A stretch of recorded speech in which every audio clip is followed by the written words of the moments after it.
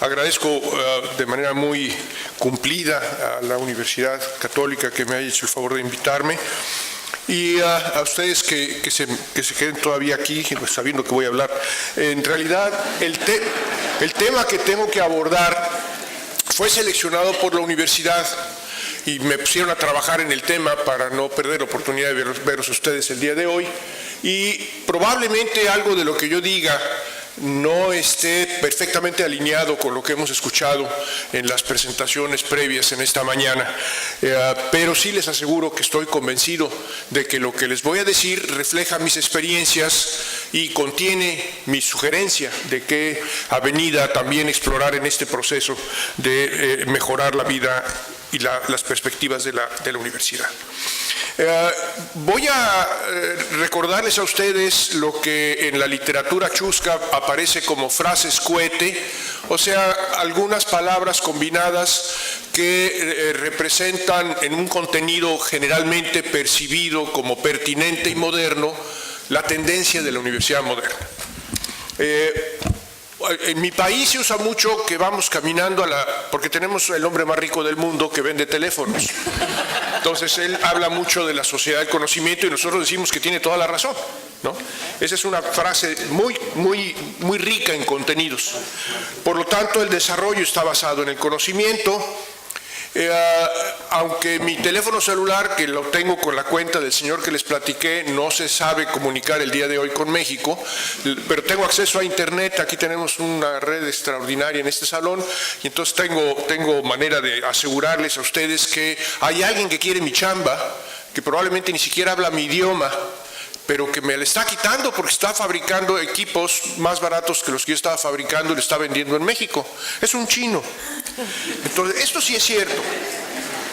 Por otro lado, si queremos nosotros avanzar en la dirección adecuada de ocupar mejores posiciones en el planeta, y es que la reflexión que yo creo que hay que hacer de lo que hemos escuchado, de cuál es el propósito de la educación en todos los niveles, debe contener la convicción de que estamos trabajando para que los jóvenes sean más felices, que puedan vivir mejor consigo mismos.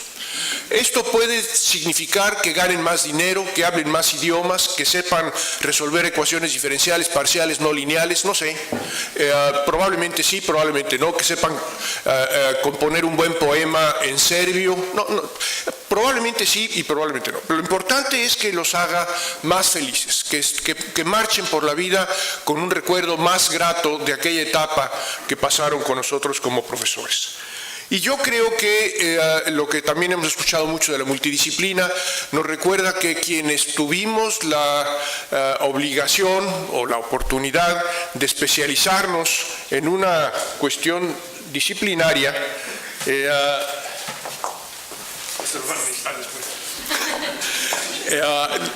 quienes tuvimos que disciplinarnos para poder transitar una parte de nuestra vida, nos encontramos con que perdimos muchísimas cosas en el camino por ser especialistas. Aprendimos a hacer muy bien algunas cosas, pero ignoramos otras. Yo me estoy encontrando ahora con cosas maravillosas de la historia, de la música, de las artes en general, de la antropología, que me fascina.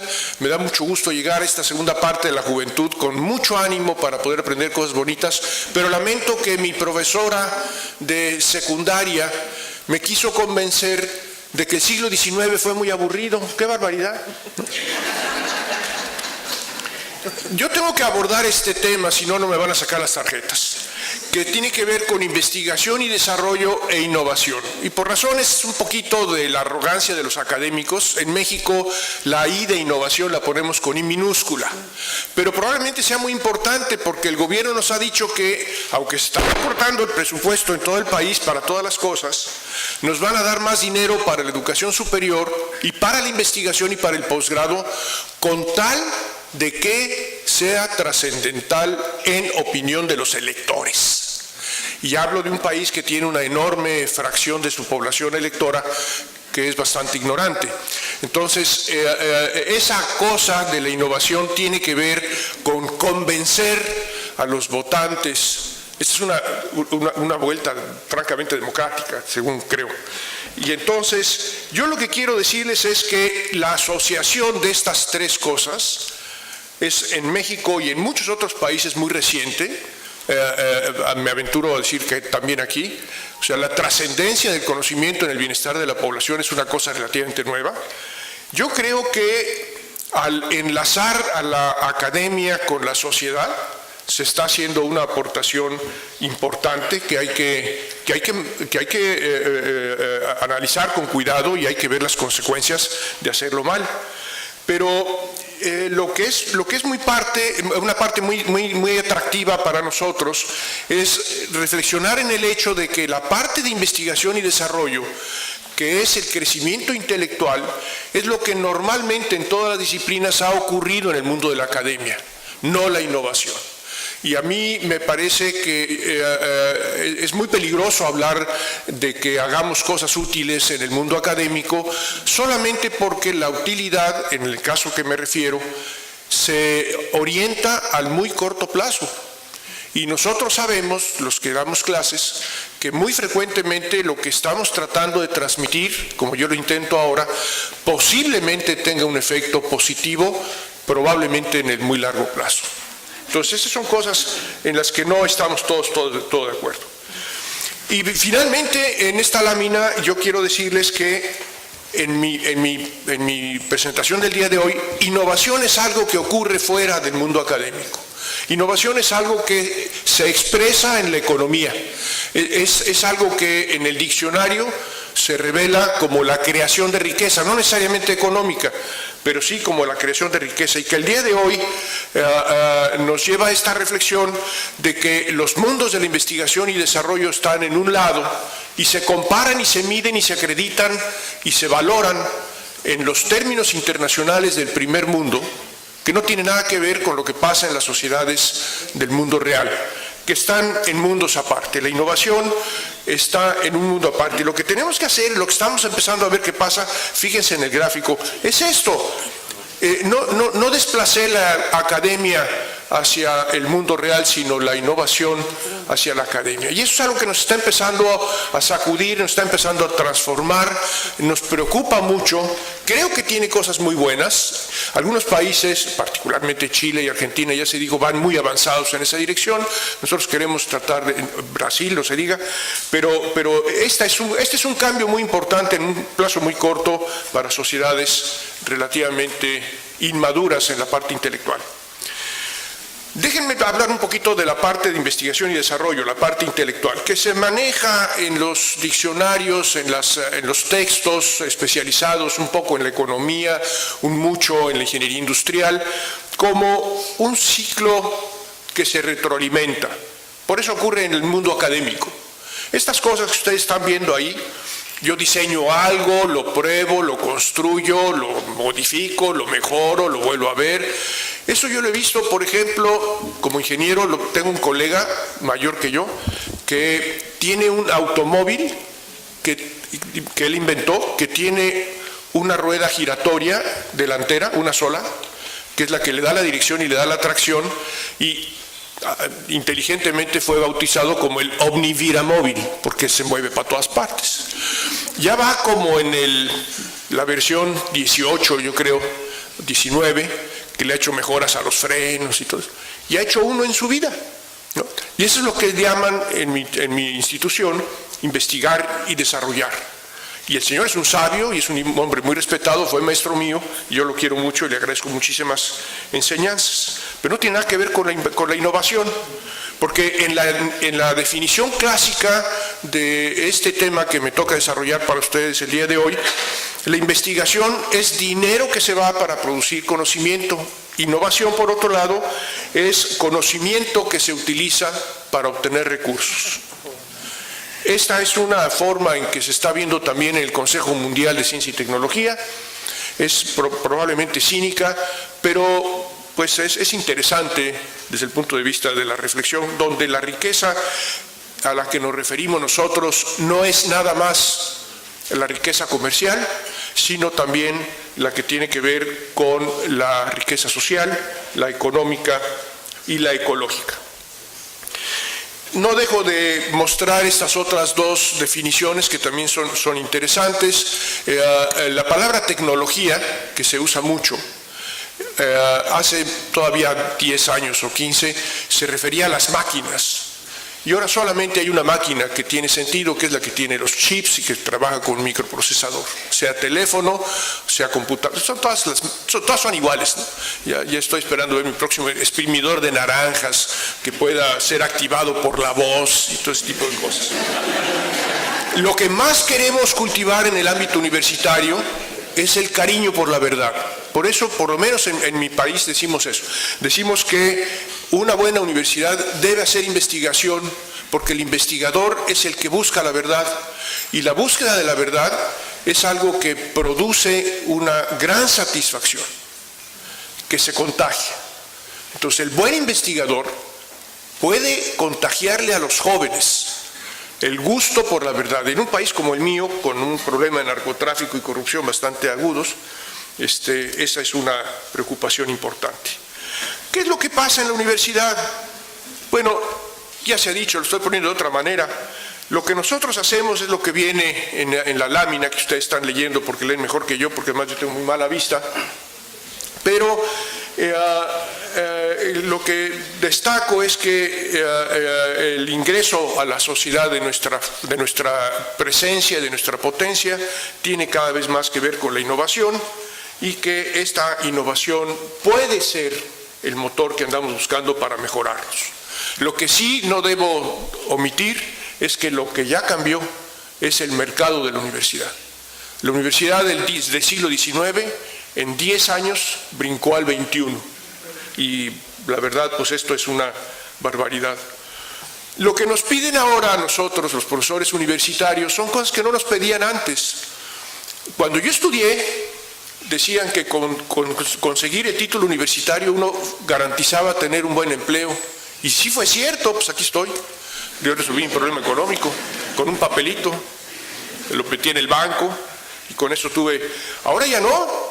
Ahora los jóvenes deben percibir que están aprendiendo a construirse a sí mismos una vida más rica, más satisfactoria, yo decía más feliz, pero al mismo tiempo que les dé para tener sus familias. Y es una cosa que nos lo están pidiendo a nosotros. Y nos piden todo eso que viene por ahí. El motor fundamental, entonces, de los cambios universitarios, en mi opinión, es la absoluta convicción de que estemos preparando a los jóvenes en ese entorno global, con esas nuevas dimensiones y con esos nuevos retos, para ser felices. Y esto, sin duda, transformará y está transformando las universidades. A lo mejor no se ve mucho por aquí, tampoco en México, sí se ve en algunos lados de mi país, que es muy grande, está muy mal comunicado. Se ve muy bien en la India, se ve mejor en China. Y lo que estamos nosotros produciendo es esto que ahora nosotros llamamos la universidad vinculada con el entorno. No me han traído la tarjeta, pero yo tengo que terminar. Esta es una universidad diferente en el sentido de que la universidad antigua era un templo donde algunos nos refugiábamos de la sociedad odiosa y transcurría nuestra vida sin necesidad de preocuparnos por lo que pasaba en el entorno. Nosotros no tendremos eso en el futuro, por lo menos en México, porque ya nos dijeron que o nos vinculamos o desaparecemos. Este era el mundo que yo conocí cuando era estudiante, donde por un lado teníamos las expresiones gubernamentales de los diferentes niveles, el gobierno federal, los gobiernos estatales, locales. Por el otro lado había quien decía que había otra cosa que era el mundo, ese entorno donde de repente había guerras, o de donde de repente uno importaba automóviles. Bueno, no tenía mucho que ver con nosotros. Las empresas, los colegios, y yo le doy un lugar muy importante, porque esa ha sido mi experiencia y tengo que hablar de ella, de lo que llamamos las organizaciones no gubernamentales. Las organizaciones que se pueden formar dentro de la universidad o entre miembros de la universidad y miembros de una iglesia o de un partido político o de un equipo de béisbol, donde se expresan las mismas personas de otra cosa con otros propósitos. Eso es muy importante, porque el gobierno y las sociedades organizadas en torno a los presupuestos no tienen influencia sobre esas organizaciones. Y lo que nos está pasando con la universidad, que era uno de los entes que estaba por ahí perdido, como lo pueden ver en mi lámina aquí a la derecha, de repente creció. Gracias. No sabía qué decir. De repente creció y la universidad le está pasando esto. Yo lo tengo un poquito más claro con algunos contactos que tengo en otras universidades en Europa, un poquito en Estados Unidos también, en Canadá. Es la universidad la que ha asumido la responsabilidad del cambio social. Es donde está la gente sabia, es donde está la gente que ha decidido pensar en el largo plazo, donde se compromete el individuo con las próximas generaciones. Es donde yo trabajo y me gusta mucho hablar así de la universidad. Y esa es la universidad que deberíamos construir, no pensando nada más en nuestra vida y en la parte académica, sino también en los futuros del resto de los pobladores, particularmente los que nos pagan nuestros subsidios y sueldos como el mío, que es extraordinariamente elevado, de la Universidad Nacional. ¿Cuáles son las estrategias que han seguido las universidades para poder hacer esto? Bueno, se están ensayando estos modelos, se los platico rápidamente. Uno, que hay una oficina o un departamento o un organismo dentro de la universidad que se encarga de hacer la vinculación. Entonces, creamos una burocracia adicional, otra sala de juntas, un chofer, secretarias. En el caso de la organización que a mí me paga, esta experiencia ha sido malísima, malísima, porque además han puesto ahí a alguien que va a recibir sueldo y, pues, para quitárselo de otra, ¿no? O la otra también que puede funcionar es cuando la universidad genera o fomenta despachos que promueven las aplicaciones de las cosas.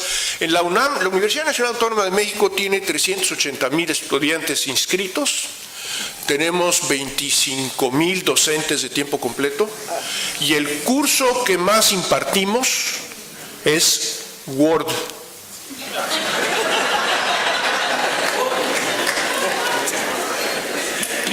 Yo creo que aquí caben otras menciones de las organizaciones no gubernamentales. Si tuviera yo que hacerle una recomendación a ustedes, yo lo que les pediría es que mantengan viva la reflexión. No hemos encontrado la verdad. Por el contrario, el mundo está cambiando muy a prisa. Ya sacó Dan Brown su último libro, el de Infierno. Nos recuerda que el planeta tiene capacidad como para 4,000 millones de gente si somos más de 7,000. Ahí vienen otras broncas. Yo creo que la universidad debe darle cabida al discurso, al mensaje, al diálogo con otros actores que no se han expresado. Esa es mi experiencia. Cuando hemos tenido conflictos sociales, resulta que surgen gentes que de repente se dan cuenta que pueden hablar. Y esto es algo que nos obliga a participar también en los aspectos más formales de la ley, de la norma y de los estándares, en todas las disciplinas.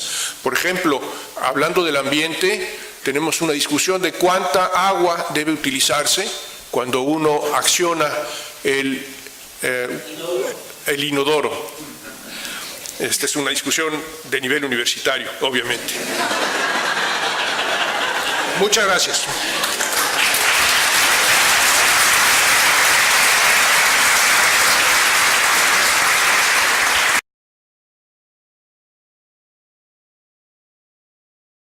No lineales, no sé, probablemente sí, probablemente no, que sepan componer un buen poema en serbio, no, probablemente sí y probablemente no, pero lo importante es que los haga más felices, que marchen por la vida con un recuerdo más grato de aquella etapa que pasaron con nosotros como profesores.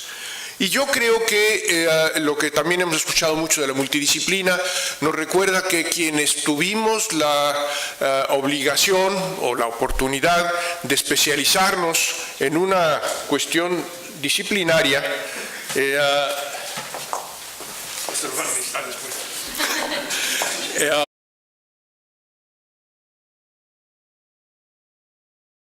agradezco de manera muy cumplida a la Universidad Católica que me haya hecho el favor de invitarme Y a ustedes que se queden todavía aquí, pues, sabiendo que voy a hablar. En realidad, el tema que tengo que abordar fue seleccionado por la universidad y me pusieron a trabajar en el tema para no perder la oportunidad de veros ustedes el día de hoy. Y probablemente algo de lo que yo diga no esté perfectamente alineado con lo que hemos escuchado en las presentaciones previas en esta mañana, pero sí les aseguro que soy el hombre más rico del mundo que vende teléfonos. Entonces él habla mucho de la sociedad del conocimiento y nosotros decimos que tiene toda la razón, ¿no? Esa es una frase muy rica en contenidos. Por lo tanto, el desarrollo está basado en el conocimiento. Aunque mi teléfono celular, que lo tengo con la cuenta del señor que les platiqué, no se sabe comunicar el día de hoy con México, pero tengo acceso a internet. Aquí tenemos una red extraordinaria en este salón y entonces tengo manera de asegurarles a ustedes que hay alguien que quiere mi chamba, que probablemente ni siquiera habla mi idioma, pero que me le está quitando porque está fabricando equipos más baratos que los que yo estoy convencido de que lo que les voy a decir refleja mis experiencias y contiene mi sugerencia de qué avenida también explorar en este proceso de mejorar la vida y las perspectivas de la universidad. Voy a recordarles a ustedes lo que en la literatura chusca aparece como frases cohete, o sea, algunas palabras combinadas que representan en un contenido generalmente percibido como pertinente y moderno la tendencia de la universidad moderna. En mi país se usa mucho que vamos caminando porque estaba fabricando y lo está vendiendo en México. Es un chino. Entonces, esto sí es cierto. Por otro lado, si queremos nosotros avanzar en la dirección adecuada de ocupar mejores posiciones en el planeta, y es que la reflexión que yo creo que hay que hacer de lo que hemos escuchado, de cuál es el propósito de la educación en todos los niveles, debe contener la convicción de que estamos trabajando para que los jóvenes sean más felices, que puedan vivir mejor consigo mismos. Esto puede significar que ganen más dinero, que hablen más idiomas, que sepan resolver ecuaciones diferenciales parciales